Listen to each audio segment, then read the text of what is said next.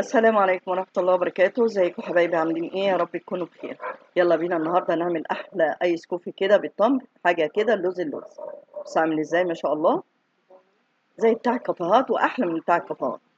معايا هنا كوبايتين من الحليب، ومعايا تمر، ومعايا فانيليا، ومعلقة كبيرة من الايه، النسكافيه.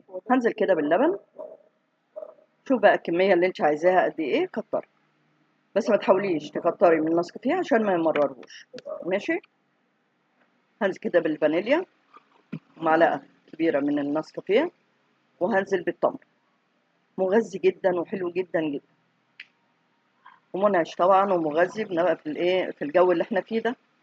نضرب بقى كده كله كده، الكميه كلها كده في الخلاط، وهننزل بقى كده في كاسات او كوبايات اللي موجود.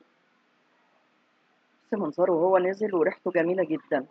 هنزل كده بالمكعبات التلج، ونزود كده كوبايات. بس عامل ازاي ما شاء الله. يلا بينا بقى، هاتي بقى الشاليمو كده واشربي كده وادعي. ايه رايك بقى؟ يلا بسرعة اعمليه كده وقولي لي ايه رأيك. اتمنى يا رب الفيديو يكون سهل وسريع على قلبكم يا رب، واشوفكم على ألف خير. رعاية الله حبايبي.